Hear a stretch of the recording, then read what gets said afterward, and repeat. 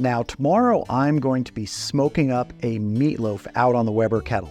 And I could go ahead and get it ready tomorrow, but I really don't want to be rushed. So I'm going to get the meatloaf made and formed today, so we just have to smoke it tomorrow.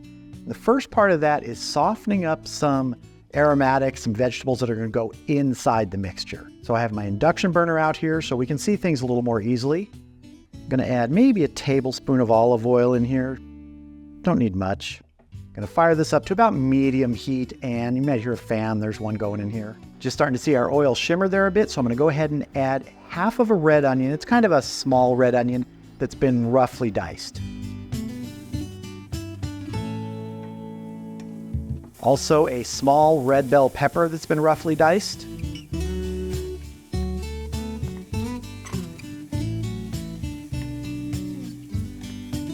And about 4 ounces of mushrooms that have been, you guessed it, roughly diced. We just want to soften these a bit. Now, if I was going to form the meatloaf tomorrow, I would just do this right then, add it into the mixture, and it would go right on the grill. But because I'm doing this a day ahead, this is going to cool down for about half an hour in the refrigerator before I add it to the meatloaf mixture. This is looking and smelling good here. And we're going to turn this off. It only takes a few minutes. It doesn't take long. We're not trying to cook it all, just to sort of pre-soften it. All right, I'm going to transfer this to a bowl, and it's going to go in the refrigerator, like I said, to really cool down for about half an hour. Then we will come back and start building our meatloaf mixture. So our veggies have chilled down for about half an hour, and in my bowl here, I've got about 4 pounds of an 88-12 ground beef. So leaner than 80-20, this is going to work really nice as a meatloaf. So let's go ahead and add our seasonings and all our other ingredients, get it mixed together so we can form our loaf. First thing, I have 2 teaspoons of kosher salt, 1.5 teaspoons of granulated garlic, 1 teaspoon of a coarsely ground black pepper, 1 teaspoon of smoked paprika. I'm also going to add about a 1/4 cup of barbecue sauce. I'm using Kinder's original mild barbecue sauce. I'm also going to glaze the meatloaf with this sauce when we get near the end of the cooking process. So just about a 1/4 cup here. Not a lot. Gonna get our veggies in here. Got 1 egg. We've got about half a cup of breadcrumbs. I can always add more if I need to. And now, let's get in here and mix. I always choose a bowl that's just a little too small, but we'll make it work. I can tell you this smells really good already. It's not even cooked. Want to take your time mixing this, but not over mix it. But definitely make sure everything gets distributed. You can always do the washing machine sort of agitator here and twist it around to mix. And there'll be some veggies poking on the outside, that's okay. I think it needs a little more breadcrumbs, maybe another 1/4 cup or so.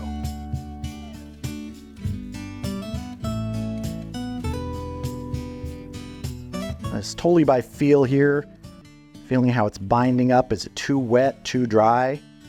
If it was too dry, I could actually add a little bit of something like heavy cream or whole milk. Maybe a tablespoon or 2 at a time. That actually adds some real lusciousness to a meatloaf. Some fat to it also, especially since it's a little bit of a leaner ground beef here.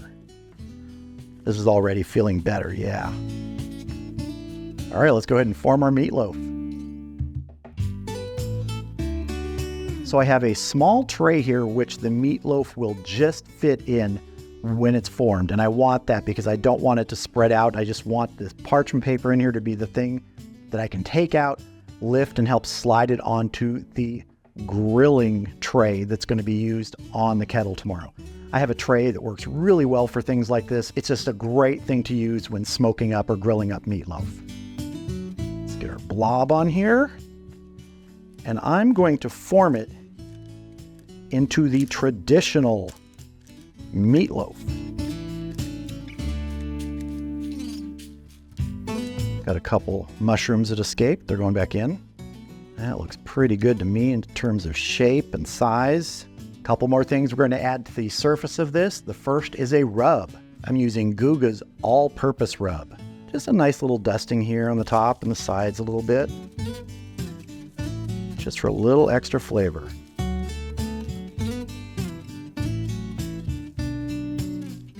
Also, we're going to put some goat cheese on the outside. Now, if you don't like goat cheese, you could use any kind of cheese you want. Cheddar cheese, mozzarella cheese, doesn't really matter, or no cheese at all. That's why I didn't mix it on the inside. Some people don't like cheese all mixed in with their meatloaf. I don't mind it depending on the cheese, but we're going to put little bits of goat cheese on the surface. Just breaking them up and kind of poking them in a little bit. You're going to make a design, you can make a design. Go crazy.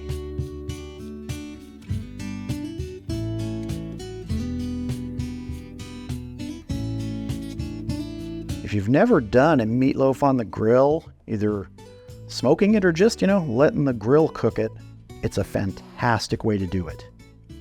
Really delicious. You're going to be using some hickory wood tomorrow, which I love doing with meatloaf. One more little bit right here. All right, this is looking good. It's going to go in the refrigerator overnight, and tomorrow I'll see you out at the grill.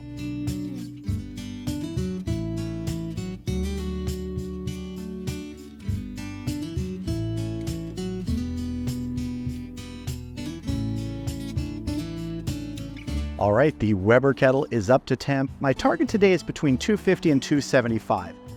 Sometimes I like to go a lot hotter than that, 300, 350, but I really want to give this meatloaf a chance to absorb some smoke flavor today, so we're going a little lower. I'm using the Mallory firewall to create two zones. I have a small direct zone, that's where all the fuel is, and a larger indirect zone. I also have a foil pan in there with some water in it for some moisture. And as you can see, I have my little sort of cooking grate tray here. I love this thing for things like meatloaf, fish, works really good. Plus I can lift it up and turn it around if I want to rotate the meatloaf halfway through the cook. It's just a really nice tool. So let's go ahead and get our meatloaf on. Got it on the parchment paper here.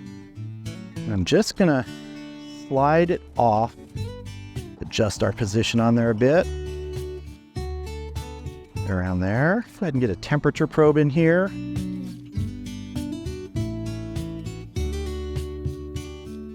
Get our piece of hickory on here. Start making some smoke. Now the ultimate internal temperature I want this at today is 155. That's for me. Recommended temp is 165 as always for ground meat. At about 110 internal though, we're gonna glaze this with a little bit of that Kinder's barbecue sauce that we mixed in. But until then, we're just gonna let it absorb smoke and cook slowly. So I'll see you back here when we're close to that 110 internal.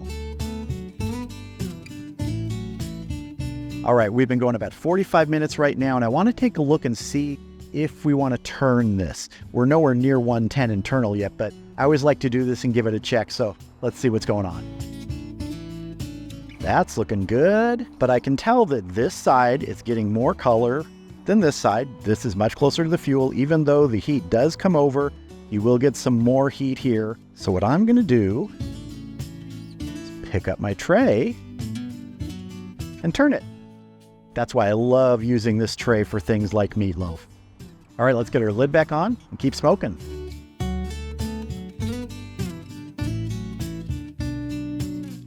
All right, we are right at 110 internal. Let's go ahead and take our lid off, glaze this meatloaf, and then let it finish up to 155.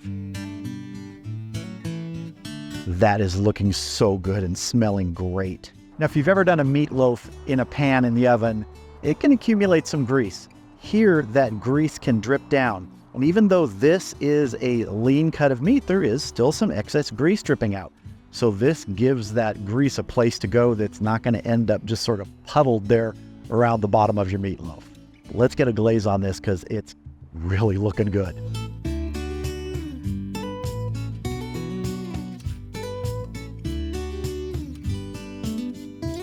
I'm just gonna gently brush this. I'm gonna try not to knock any of those bits that are still hanging on the outside, like pieces of veggie or cheese that might not have completely set yet. I don't wanna knock them all over if I can avoid it. So I just wanna gently brush this around. If I need to, I can add some more sauce. This is just to give that sort of finishing layer of flavor. All right, let's get our lid back on and let this finish smoking to that 155 internal. All right, we just hit 155 internal. Let's take a look at our meatloaf because it's time to get it off of here.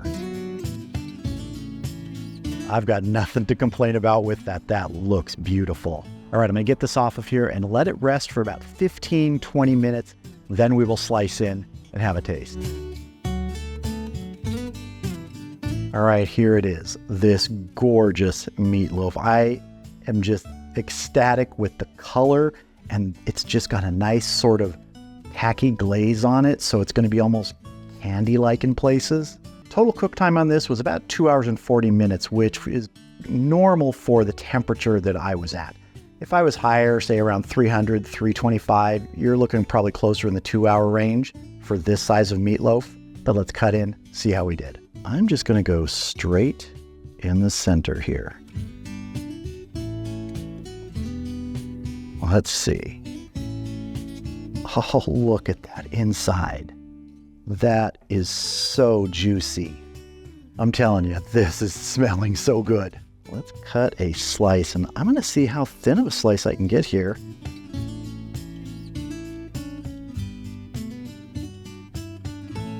There we go.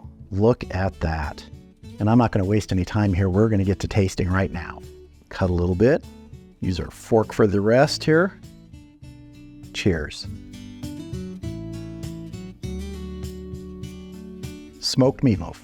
If you've never done it, try it. And you may not want to glaze it, and that's fine, but there's something about that final layer of flavor, that glaze at the end there, that just sets the flavor here, and it just takes it to the next level. It's tender, it's moist, and this is that sort of quintessential comfort food that you can make on a cold day, a warm day, and it's actually great the next day. Chill it down, slice it up, fry up that slice in a pan, make a meatloaf sandwich out of it. Out of this world.